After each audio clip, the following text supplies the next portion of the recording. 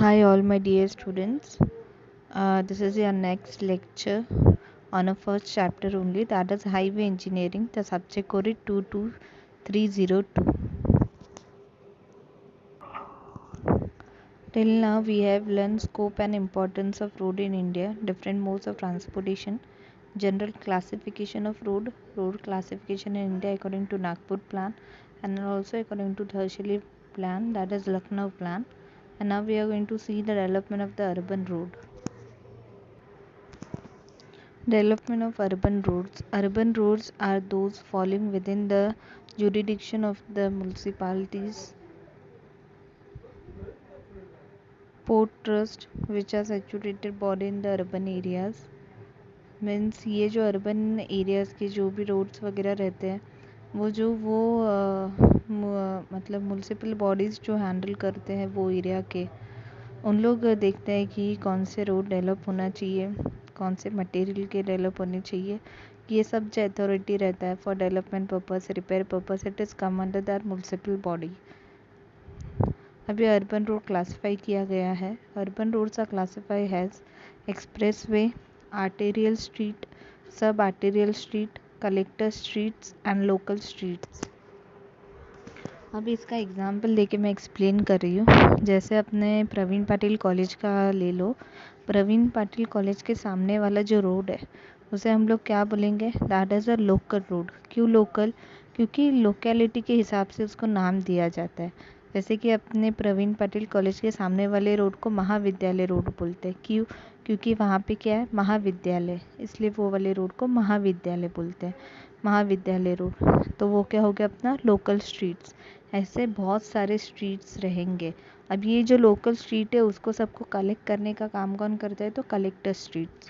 Collector street मतलब कौन सा? जो हनुमान मंदिर के वहाँ पे जो रोड है उसको क्या बोलेंगे? Collector streets. अब वो जो कलेक्टर स्ट्रीट है उसके आजू बाजू में देखो बहुत सारे रोड वो वाले रोड को कनेक्ट होता है. फिर कनेक्ट होता है और वो काम क्या करता है?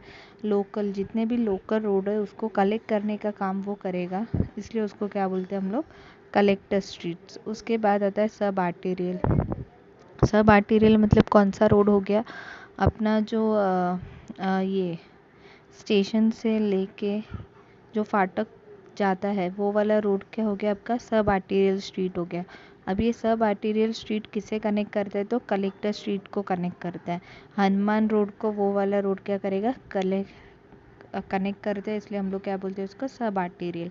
सब आर्टेरियल क्या करेगा? आर्टेरियल स्ट्रीट को कनेक्ट करेगा. अभी आर्टेरियल स्ट्रीट मतलब जो गोल्डन नेस्ट के वहाँ से होके वो वेस्ट में जाता है, तो वो वाला हो गया कौन सा हो गया? Arterial streets. तो ये आर्टेरियल स्ट्रीट रहता है.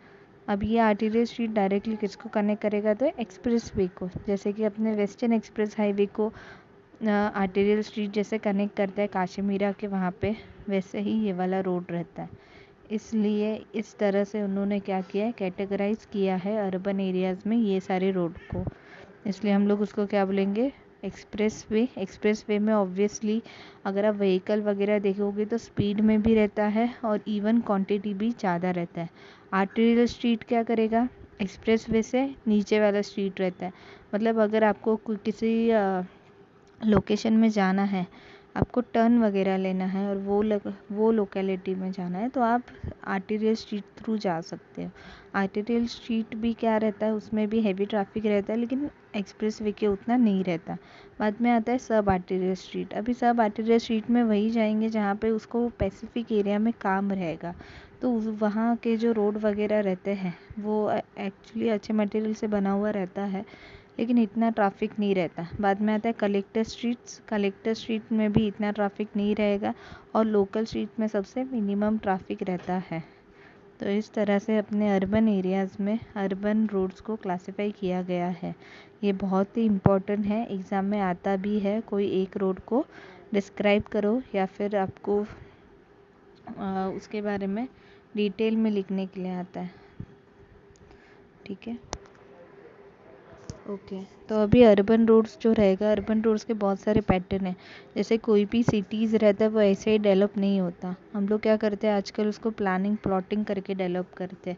अभी ये प्लानिंग प्लॉटिंग करने के साथ अभी ये रोड्स कैसे प्लान प्लॉट होते हैं, तो ये सारे जो पैटर्न है वो हम लोग फॉलो करते हैं। जैसे कि रेक्टेंगुलर और अ ब्लॉक पैटर्न, रेडियल और a star and the block pattern, radial or a star and the circular pattern, radial or a star and grid pattern, hexagonal pattern या मिनिमम ट्रैवल पैटर्न।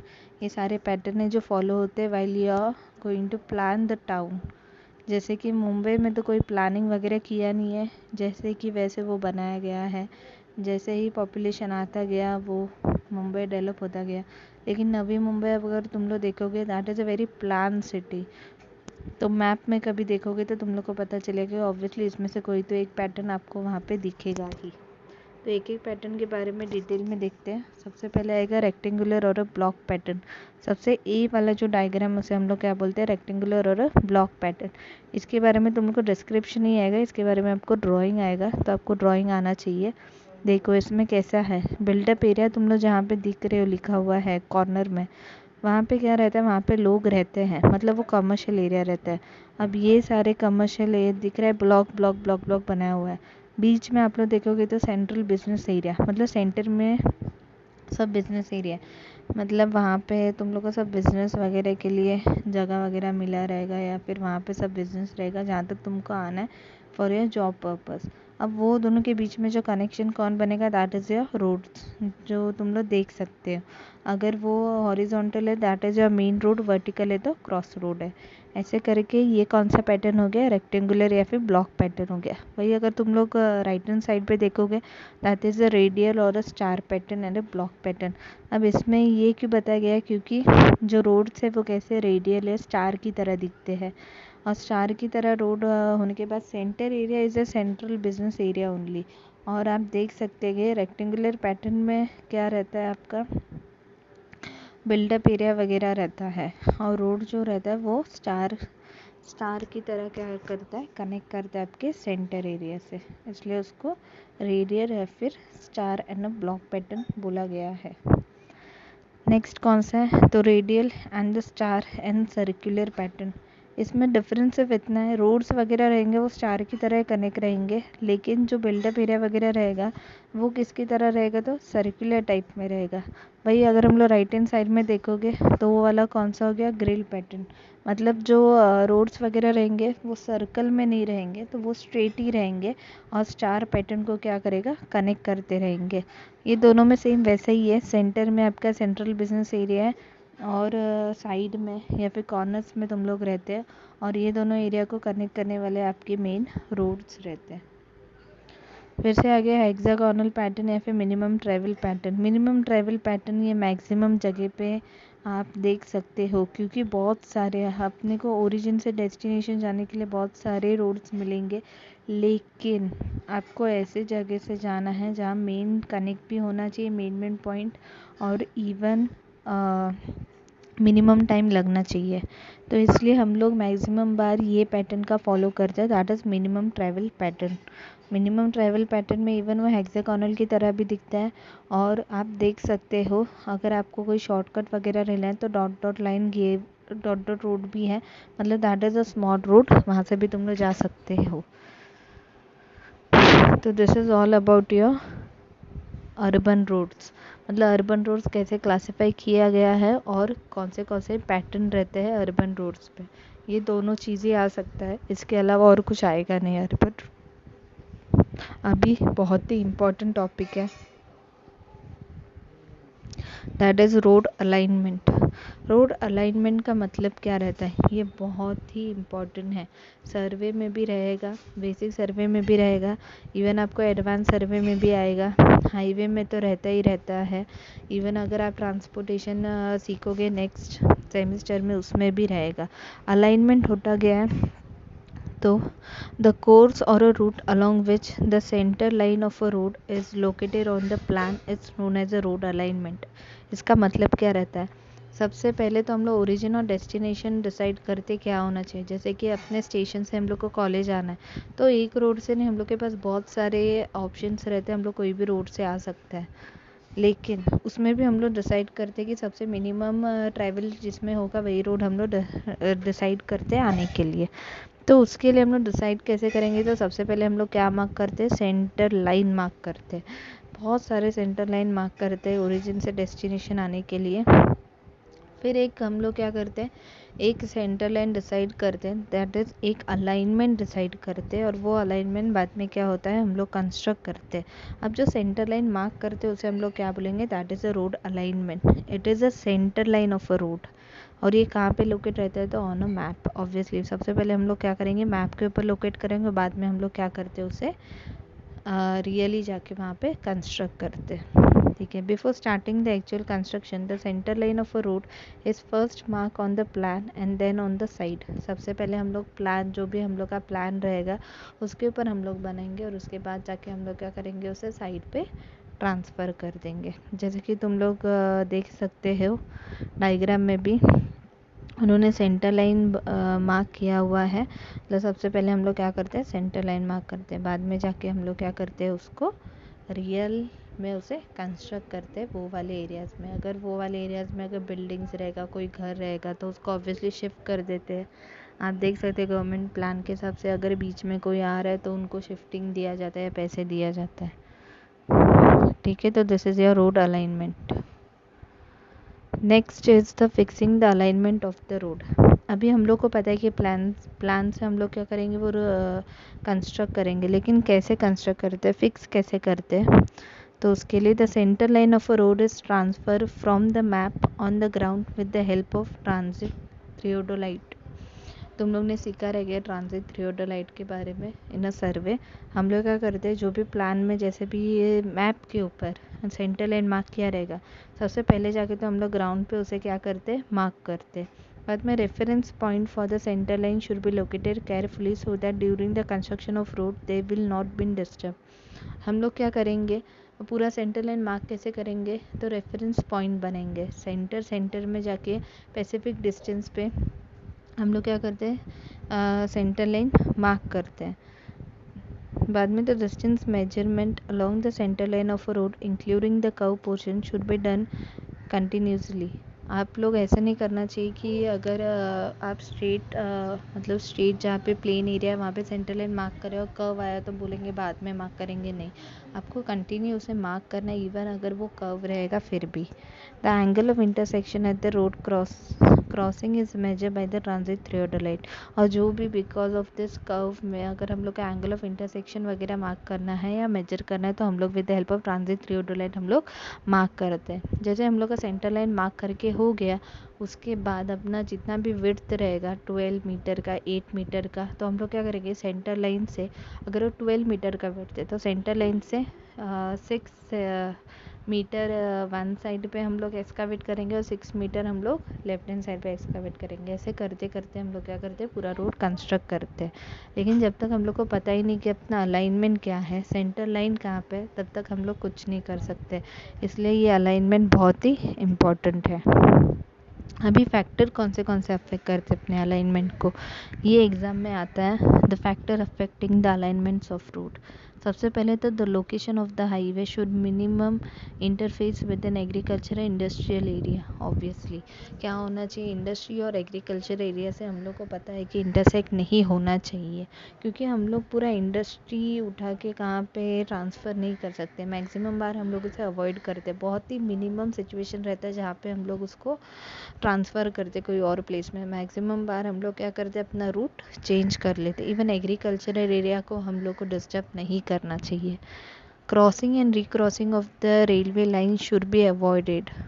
हाँ, railway line को जितना हम लोग avoid कर सकते हैं उतना करने का, क्योंकि इसमें क्या रहता है, इवन रेलवे रूट्स भी बनते हैं और हाईवे भी बनता है, उसमें मैक्सिमम बार अपना जो रोड है वो मैक्सिमम बार ख़राब हो जाता है, इसलिए हम लोग क्या करेंगे, उसे अवॉइड करेंगे।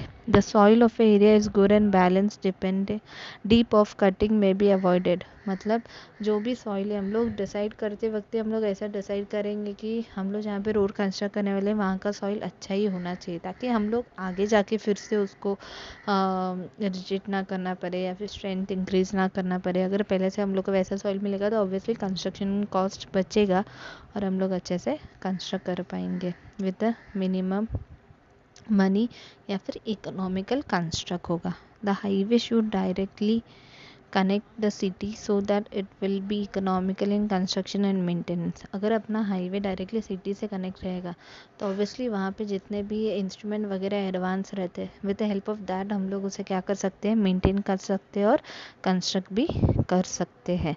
तो ये सारे फैक्टर्स रहते हैं जिस पे अपना अलाइनमेंट डिपेंड रहता है। इवन अलाइनमेंट कहाँ कहाँ कनेक्ट होना चाहिए, अगर अपने ओरिजिन और डेस्टिनेशन डिसाइड किया है तो अलाइनमेंट ऐसे जगह पे कनेक्ट होने चाहिए कि इम्पोर्टेंट जो भी पॉइंट्स है उसको कनेक्ट होना चाहिए और बाद में वो डेस्टिनेशन को कनेक्ट होना चाहिए। ऐसे नहीं होना चाहिए ओरिजिन डेस्टिनेशन कनेक्ट किया और बीच में जो इम्पोर्टेंट पॉइंट है वो स्किप किया, तो ऐसे भी नहीं होना चाहिए। Okay, next topic is the drawing require for the railway project. अगर तुम लोग ने देखा रहेगा तो कोई भी जाके यहाँ पे कोई भी जाके drawing require for the road project, अगर तुम लोग ने देखा रहे तो कोई भी जाके ऐसे ही रोड कंस्ट्रक्ट नहीं करता। सबसे पहले हम लोग के पास बहुत सारे प्लान्स और बहुत सारे मैप और बहुत सारे ड्राइंग होने चाहिए। वो ड्राइंग को हम लोग स्टडी करते हैं। वो ड्राइंग को स्टडी करने के बाद ही हम लोग क्या कर सकते हैं, एक रोड प्रोजेक्ट हम लोग कंस्ट्रक्ट कर सकते हैं या फिर रोड को कंस्ट्रक्ट कर सकते हैं। तो उसके लिए सबसे पहले हम लोग के पास लोकेलिटी मैप होना चाहिए। लोकेलिटी मैप मतलब क्या रहता है, तो वो लोकेशन के बारे में हम लोग को बताता है कि आजू बाजू में कितने घर है, इंडस्ट्रियल एरिया है कि क्या है। जैसे कि आप गूगल मैप ओपन करते हो तुम लोग को पता चलता है it is a locality map. मतलब लोकेलिटी पता चलता है कि आप कहाँ पे रहते हो, आजू बाजू में क्या है। तो सबसे पहले अपने पास लोकेलिटी मैप होना चाहिए। उसके बाद इंडेक्स मैप। इंडेक्स मैप को की मैप बोला गया है क्योंकि हम लोग को इंडेक्स मैप में पता चलता है कि उसका जियोग्राफिकल क्या है, टोपोग्राफिकल वो कैसा है, मतलब अंदर का सॉइल कैसे रहेगा। अगर हम लोग उसको स्ट्रेंथ करना है तो फिर हम लोग को क्या क्या यूज़ करना पड़ेगा, एडमिक्सचर्स वगैरह, तो इसलिए वो इंडेक्स मैप चाहिए। बाद में क्या चाहिए हम लोग को, प्रिलिमिनरी सर्वे प्लान। प्रिलिमिनरी सर्वे प्लान मतलब वहाँ जाके कोई ना कोई स्टडी किया रहेगा। सबसे पहले जाके वहाँ पे स्टडी करते हैं कि कौन से लोकेशन है वहाँ पे, क्रॉसिंग क्या आ रहा है, ये सब जो भी स्टडी किया रहेगा that is a preliminary survey plan. बाद में plan and longitudinal section. Longitudinal section किस लिए काम आता है, तो पूरे रोड का जो सेक्शन है through the length of the road वो हम लोग को पता चलेगा। अभी लॉन्जिट्यूडनल सेक्शन से पता क्या चलता है, तो कहाँ कहाँ पे ग्रेडियंट कैसे हम लोग प्रोवाइड करते हैं। अभी ग्रेडियंट मतलब क्या रहता है, तो ऊपर नीचे आपका रोड कितना ऊपर नीचे होने वाला है थ्रू आउट योर लेंथ, वो तुम लोग को कैसे पता चलता है, with the help of longitudinal section. Even आपको कटिंग कितना करना है, फिलिंग कितना करना है, वो भी हम लोग को with the help of longitudinal section ही पता चलता है। जैसे कि अगर हम लोग को कहाँ पे बहुत ही ऊपर जा रहा है आपका रोड, तो ऑब्वियसली ऐसे नहीं होना चाहिए, प्लेन होना चाहिए, इसलिए हम लोग वो पार्ट को कट करेंगे। कहीं कहीं बहुत बार क्या होता है सडनली नीचे जाता है आपका रोड, तो ऐसे नहीं होना चाहिए, तो वहाँ पे हम लोग फिलिंग करेंगे। तो ये कैसे पता चलेगा कटिंग फिलिंग कहाँ करना है, with help of your longitudinal section.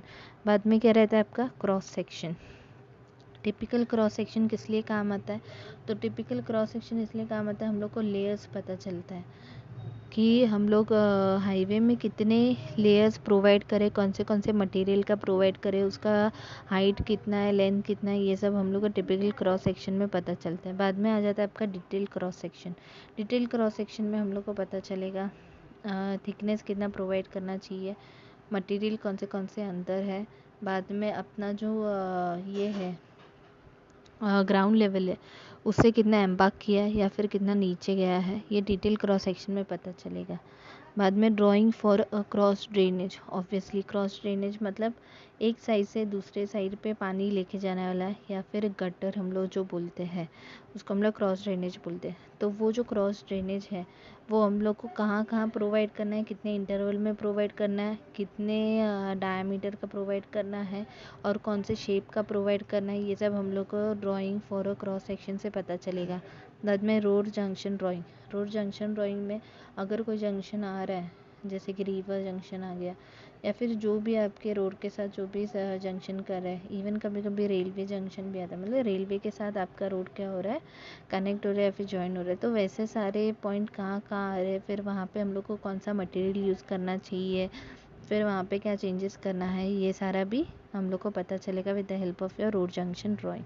बाद में drawing for retaining wall and other structure. Retaining wall वगैरह हम लोग को कहाँ पे लगता है, जहाँ पे हाईवे, जहाँ पे हिली रोड से, हिली रोड पे तुम लोग देखोगे तो वहाँ पे नीचे के साइड रिटेनिंग वॉल रहता है, ताकि आपका रोड धंस के नीचे नहीं जाना चाहिए। इसलिए हम लोग नीचे क्या करते हैं, नीचे के साइड पे, रोड के नीचे के साइड में हम लोग रिटेन कर देते हैं वो रोड को, वो माउंटेन पे ही। तो रिटेन कैसे होता है, with the help of your retaining wall. तो ये सारे जितने भी स्ट्रक्चर और भी अलग अलग स्ट्रक्चर्स रहते हैं, वो सारे का ड्राइंग हम लोग के पास होना चाहिए। इसके सिवा हम लोग ड्रॉ नहीं कर पाएंगे, या फिर हम लोग स्टडी नहीं कर पाएंगे। अगर स्टडी नहीं कर पाएंगे तो हम लोग क्या नहीं कर पाएंगे, हम लोग वो कंस्ट्रक्ट नहीं कर पाएंगे। तो अपने पास टोटल 9 ड्राइंग होने चाहिए, उसके बाद ही हम लोग क्या करते हैं, उसको स्टडी करते हैं, उसके बाद हम लोग प्लान एग्जीक्यूट करते हैं। तो this is all about your first chapter, that is your classification of highway. ठीक है, थैंक यू।